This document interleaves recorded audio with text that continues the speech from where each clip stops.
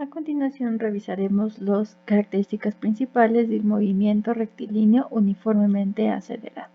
De manera similar al caso anterior, seguimos trabajando con una cinemática de tipo unidimensional, es decir, todo el movimiento se va a llevar a cabo en una dimensión y a lo largo de una trayectoria correspondiente a una línea recta. La diferencia importante respecto al movimiento visto previamente es que ahora el movimiento se lleva con una aceleración constante durante todo el trayecto. De igual manera, la posición puede ser descrita mediante una ecuación matemática, pero en este caso, la forma que tendrá esta expresión tendrá que corresponder a algo que vemos en geometría como una parábola. En su forma más simple y general, podemos asociar este tipo de ecuaciones a una ecuación de segundo grado, o bien una ecuación que también es conocida como ecuación cuadrática. Entonces tendrá una forma similar a la que se expresa en este recuadro, donde y es la variable dependiente de la x, en este caso, que se encuentra obviamente con un exponente máximo de 2 y los parámetros, que en este caso se denominan por las letras a, b y c, son los que nos aportarán las características particulares del sistema que estaremos estudiando. Es importante mencionar que en este caso, pues la velocidad obviamente no es constante y eso implica que sí exista aceleración, la cual sí se debe mantener durante todo el trayecto. Entonces, en este caso, si la posición nuevamente la describimos por la letra X, tendrá que ser una relación en función a la variable del tiempo, que es nuevamente la variable completamente independiente y que no se puede controlar, y que en analogía a la ecuación de la parábola tendrá que encontrarse en un exponente máximo de 2 más otro término lineal y un término que sea completamente independiente de esta variable, que tendría que ser un valor de x0 debido a que estamos trabajando con la ecuación para la posición. Entonces, en este caso nos faltan dos términos que nos completen esta ecuación, y para poder encontrarlos de una manera muy práctica, muy sencilla y sin tanto formalismo matemático, tomaremos la idea de la definición que tenemos ahora para la velocidad y para la aceleración que vimos previamente. Vimos que una manera de encontrarlas es mediante la derivada de la ecuación que nos describe a la posición respecto del tiempo. Y la segunda derivada de esta misma expresión corresponderá ahora al valor de la aceleración. Ahora, por cuestiones físicas y por las consideraciones que estamos haciendo, y dado que es un movimiento que es uniformemente acelerado, la función de la aceleración en este caso pues debe ser simplemente un valor que se va a mantener constante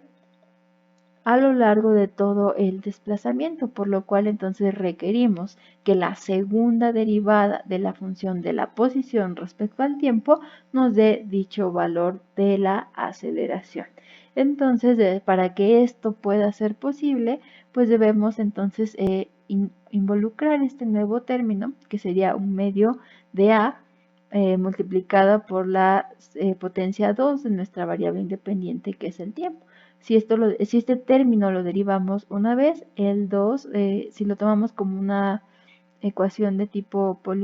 polinomial, al derivar esta expresión, el 2 baja, al dividirse nos da un valor de 1, simplemente nos queda aceleración, y el tiempo se le resta 1 al exponente y nos queda aceleración por tiempo. ¿Sale? Entonces, en este término, al derivarlo en segunda ocasión, pues lo que nos va a obtener es que simplemente nos quede el término de a. Ahora, para el término lineal de esta ecuación, este valor que debe estar acompañado, pues será ahora similar al caso lineal, en el cual el tiempo está multiplicado por la velocidad.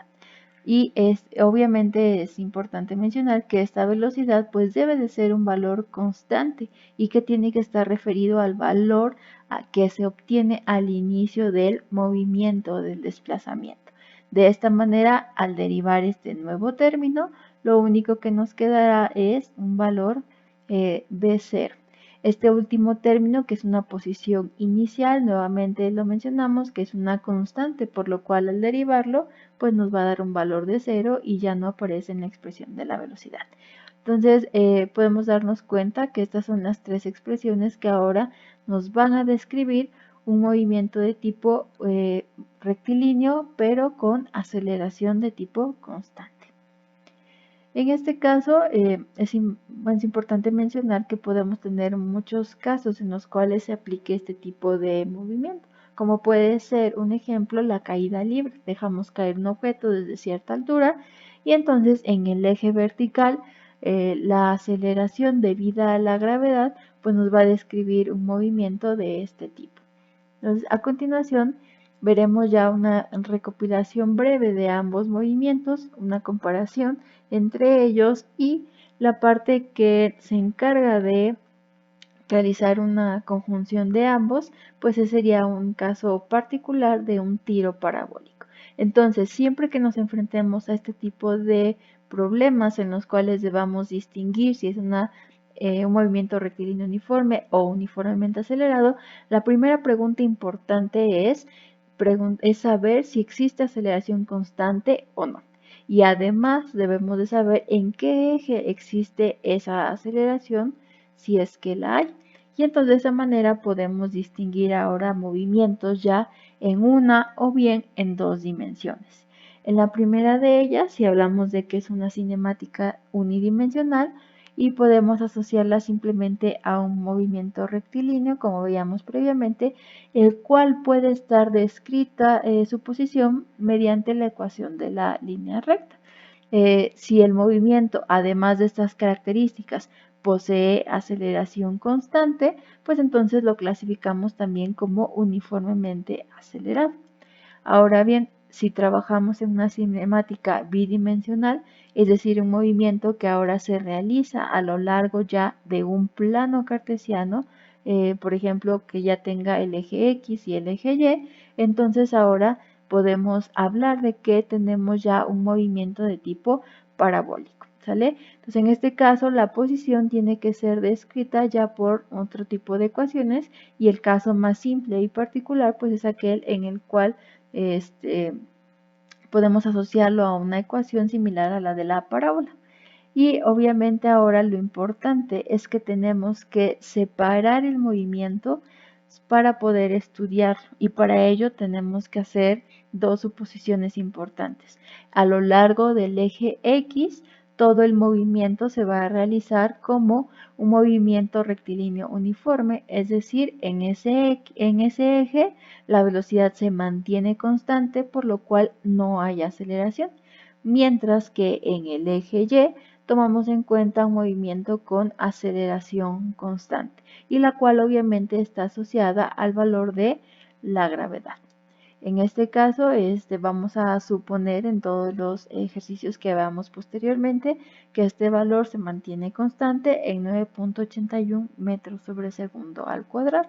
Entonces, como podemos ver, la única diferencia cuando ya trabajamos en dos dimensiones, pues es ahora tratar de separar los movimientos involucrados en cada uno de los ejes para así poder aplicar las ecuaciones que sean correctas según el tipo de movimiento que estemos estudiando.